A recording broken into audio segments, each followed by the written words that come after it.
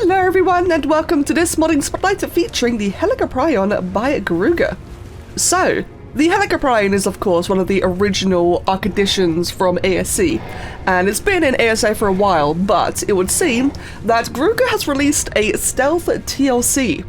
So, it's not quite as big of a TLC as the Archelon or the Acro were, but it does still have some new appearances, some new mechanics, some new sounds, etc. So, it will look mostly the same to an extent, and I'll explain why in a bit, but otherwise it's, you know, had some really nice touch-ups for ASA and of course for official.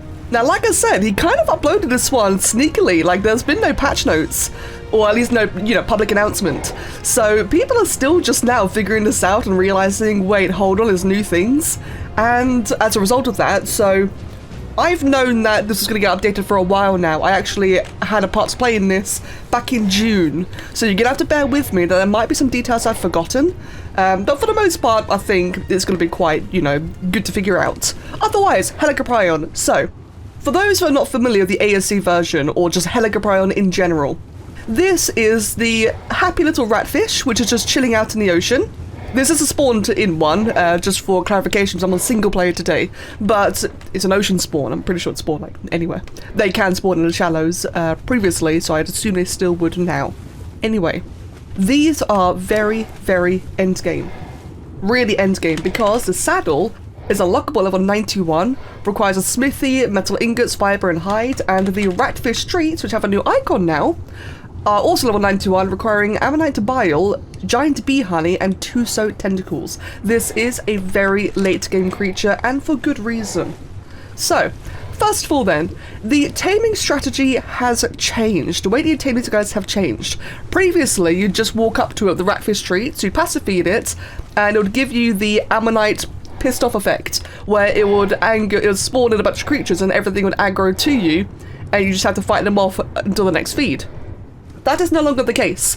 Now, so the entire point of the Helicoprion, the buzzsaw shark, is the fact that it can grind items up, and there's more to that as well. There's like more utility. So because it grinds items up, so what you now have to do is give it items. You have to sacrifice items to it. They have to be looted items. Let me demonstrate. So let's go ahead then and put my crypt off to a side for a moment. And say I try to drop off this crafted wreck saddle. Helicoprion is just not interested by the slightest. Now let's say I try to drop one of these looted. I know obviously you wouldn't loot a primitive saddle, but bear with. Say you were to drop a looted saddle, immediately that gets Helicoprion's attention. So what's going to happen, it's going to eat it, it's going to chew away, we're going to have to go ahead and mount it, and now it is just like the Equus and Drosarchus. It's this kind of taming strategy.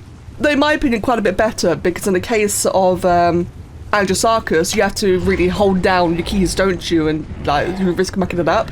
This one is more like fishing, where it will just give you buttons to press, and you just press them the one time, and that's it. So this is more comparable to fishing, which I think is much better. As you can see, really wild new animations. Like, it really sends you flying everywhere. There is a certain, I think it's called root motion. There's a certain method to this type of animation. I think it's root motion. Essentially, what it means is, don't worry, you will not get clipped into any terrain or any rocks.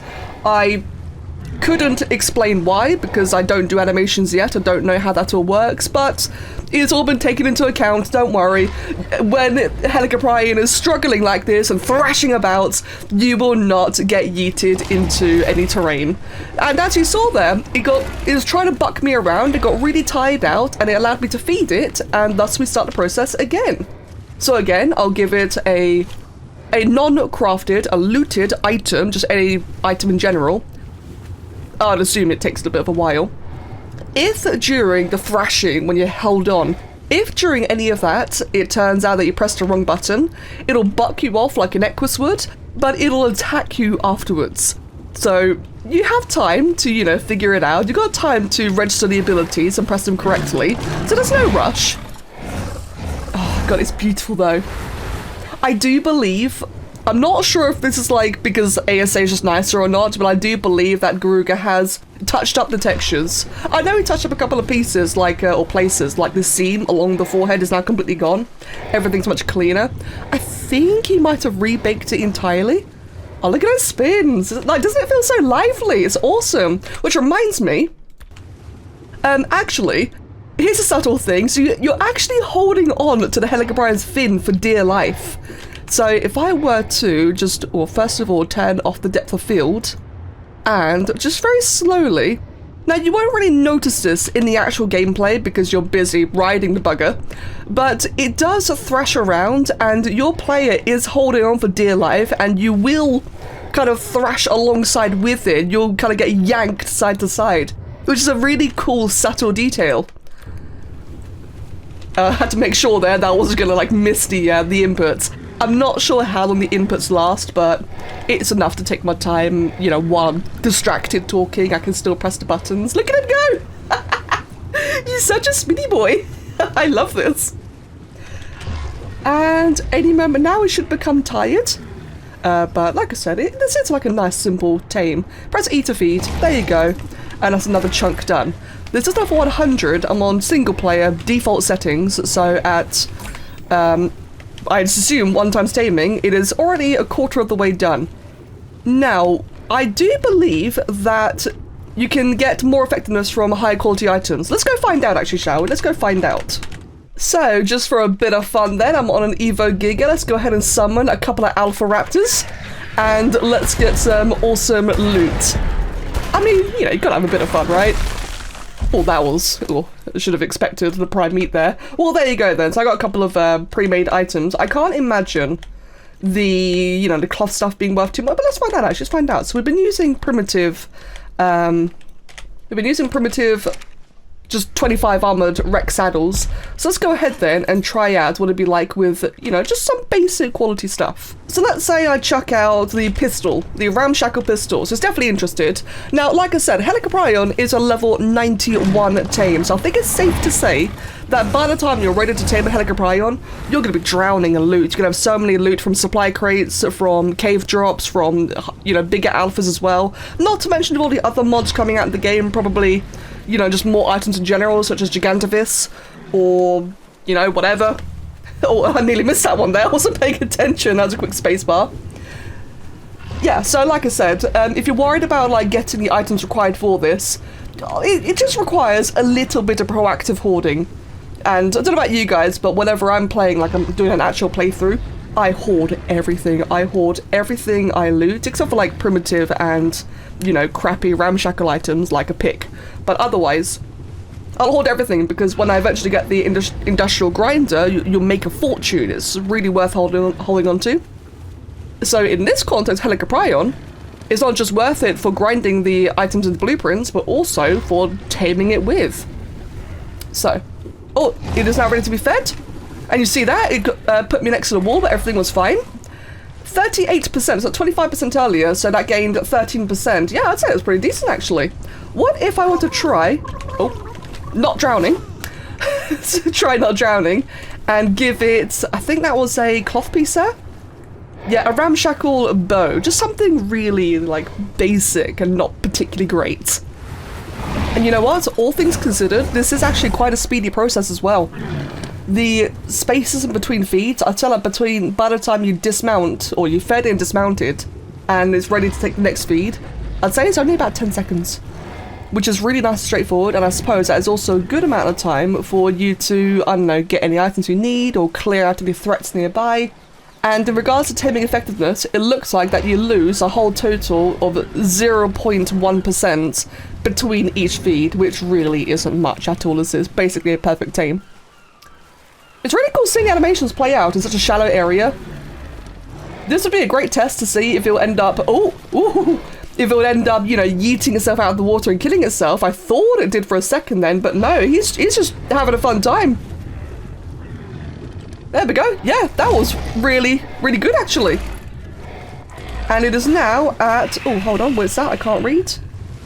51%? Yeah, so even the basic ramshackle stuff seems to be pretty decent. Let's try something ascendant, shall we?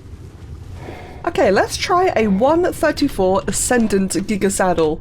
I have to imagine it should be quite lucrative. And a thought occurred to me actually as well is... Oh, I don't like the seagull nearby. A thought occurred to me is I wonder how this will interact with Genesis items when Genesis comes out. Since, again, for those who are new to ASA and didn't play a lot of the ASC content, in Genesis 1 and 2 you get a lot of mission items and the rewards are non-grindable, but they're still looted rewards, so I have to wonder if those will become compatible with this. I believe so. They were in ASC actually, now that I think about it. You were able to convert Genesis loot into blueprints with the Helicoprion. I'm fairly certain. I'm doubting myself now. So I would assume that by the time it comes out in ASA, yeah, this will be fantastic, which kind of gives a Helicoprion even more value, because if it can grind the ungrindable loot, or at least turn them into blueprints, then that is really, really fantastic. I'll probably get nerfed in, like, by the time it hits official.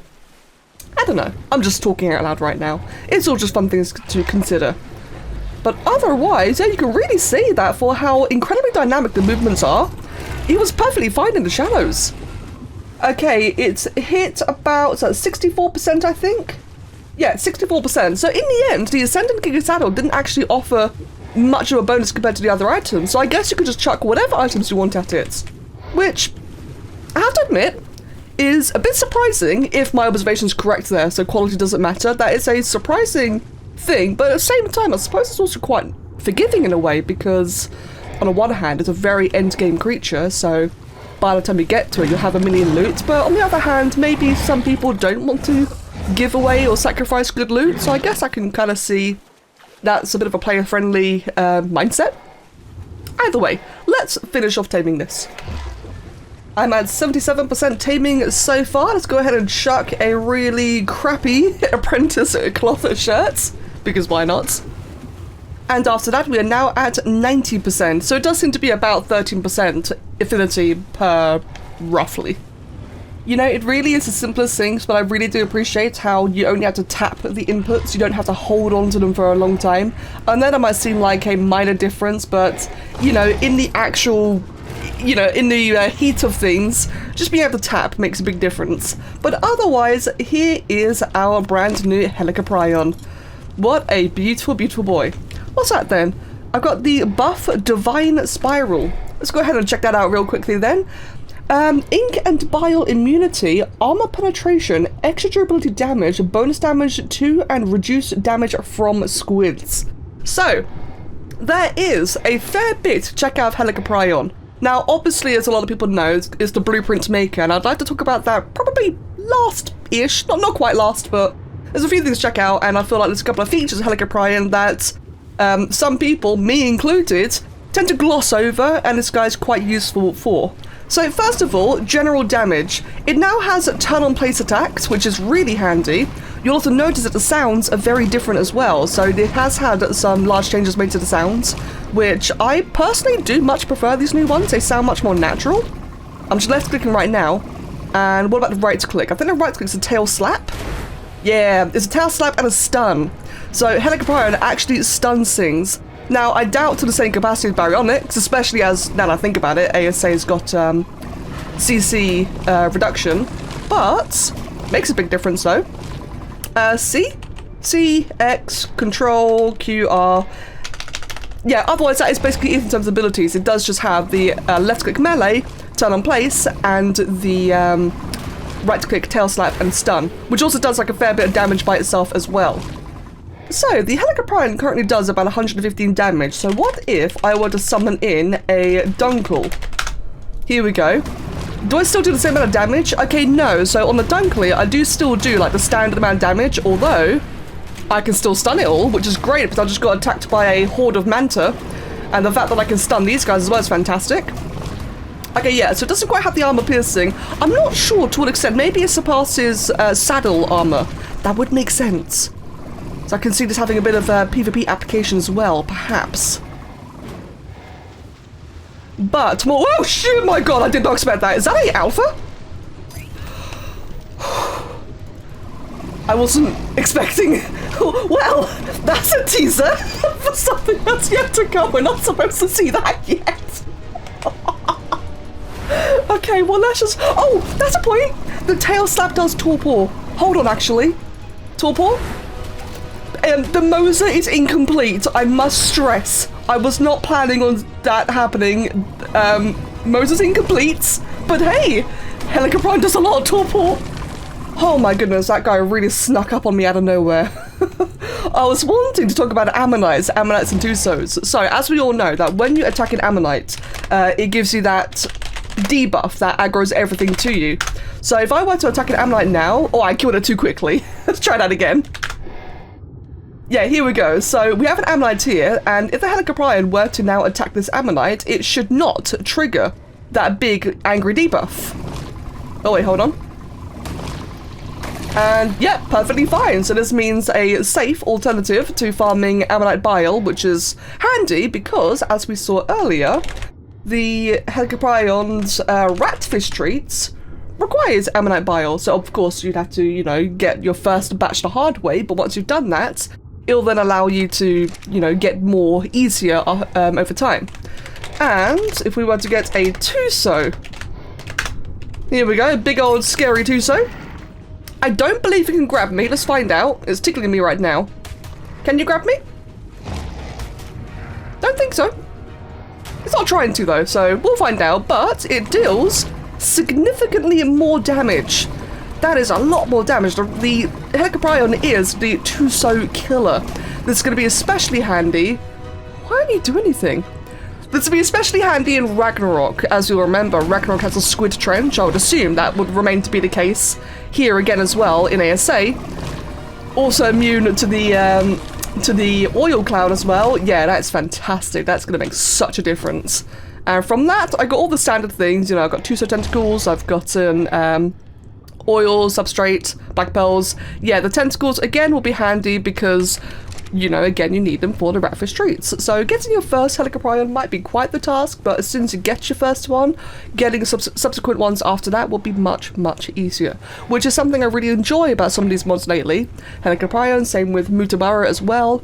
I love methods where it might be tedious or difficult the first time, but then it allows you to kind of skip some of the headache and get the subsequent ones easier. I love that. Especially for people who like, you know, mass taming lots of things at once.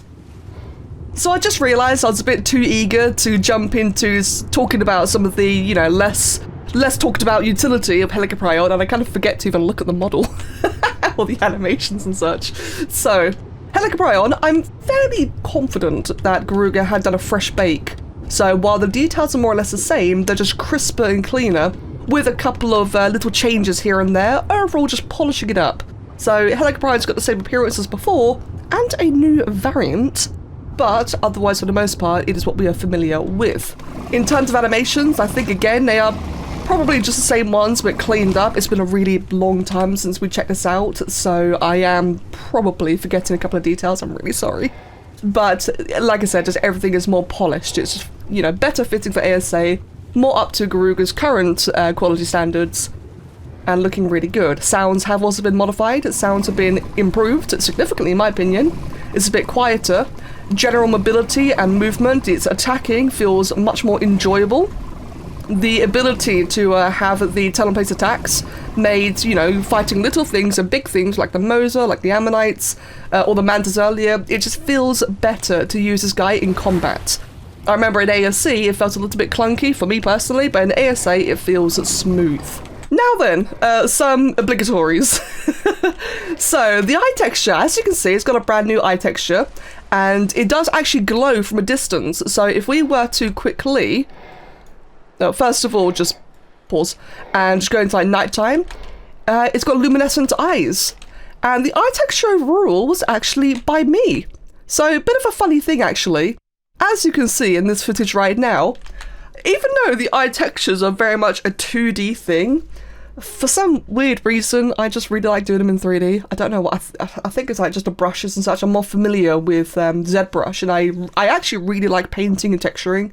So eyes are just one of those things I enjoy doing every now and then. So I got the opportunity to do this for Helicoprion using a couple of these real world references combined.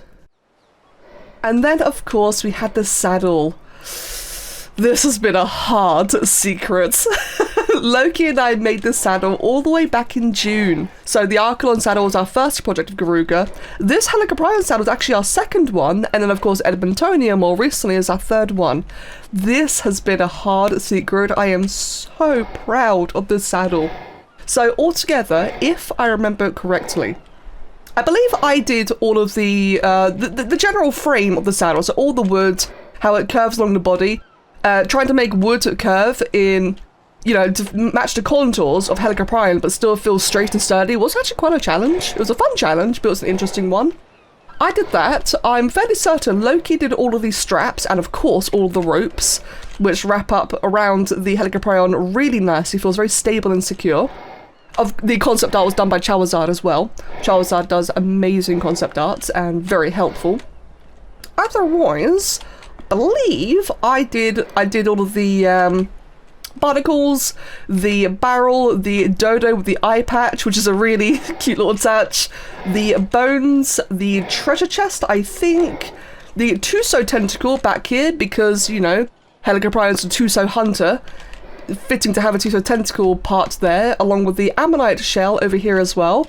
Fun bit of trivia, ammonites in this game are massive. So to have an ammonite shell of this size attached to the Helicoprion, that's probably a baby ammonite shell.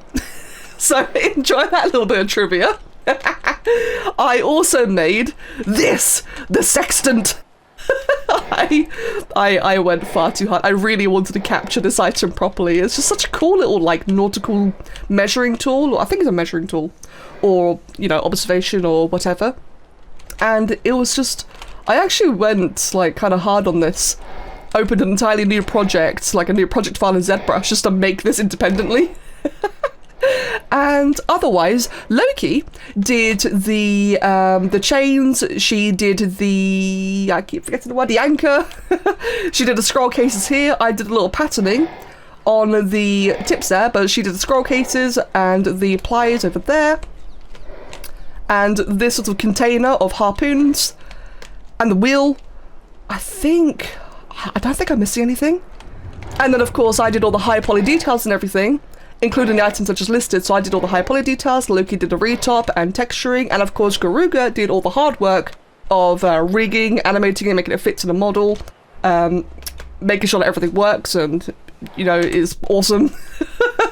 Like I said, I've been holding on to that for a long time. It's been hard not to share because I was so proud of the saddle, and I'm really happy that people finally get to enjoy it now. Okay, speaking of cool new shiny things, Garuga has also made some really cool, awesome things, because if we go into Helicoprion, so we have our Helicoprion now, as we see, but we also have the armored variant. There's a brand new variant. I cannot remember where you find these. I think these are just deep sea. So if I was to go wandering around the deep sea for long enough, I should come across these. These are the same taming method. I think that they are otherwise, you know, the same stats and everything. I apologise if I get any of this wrong. But yeah, if we just go ahead then and spawn one in, and just switch the saddle over as well, and we can really appreciate this one. So this one, if I remember correctly, Garuga was just in a really creative mood, and I think he popped out this entire model in a single day, and I thought I was fast. This is wild. I think that was the case. I imagine the colours and patterns probably took a while longer, but just look how beautiful this guy is. So like I alluded to earlier, you know, even though the Helicoprion is mostly the same as before, it does have an entirely new appearance in this abyssal version, or armoured version. When it comes to official, when Helicoprion comes to official, you know, ARK everywhere, I'm going to assume that the armoured version will remain modded. Just like any variants, like X and R variants for any of the other dinos when they come their way. The deal is that Wildcard will get all the base tames or the base variants for official, but Garuga will keep all the variants for his mods. So I would assume that this guy will remain a mod. Again, my assumption, anything could be subject to change, or I could just be wrong. But yeah, doesn't that just look amazing? I love the translucency. The translucency in the fins. It's really, really nice. You don't really see a lot of that, do you? I think the only translucent creature I can think of is Astrocetus in Genesis 1, and that's about it, to be honest. Right, now then. I do believe that is pretty much everything minus the grinding. The blueprints. Helicoprion is the blueprints maker. Now, I do believe... Right, as you can see here, level 100 tamed Helicoprion, success rate of 3%. It does seem like that this guy's been heavily nerfed, and I think that's fair because this is going to be an official. So the fact that it got so heavily nerfed means that this probably will stick in official. I know some people are doubting that this might be, you know, they think that this might be too overpowered for official, which is, I think is very valid.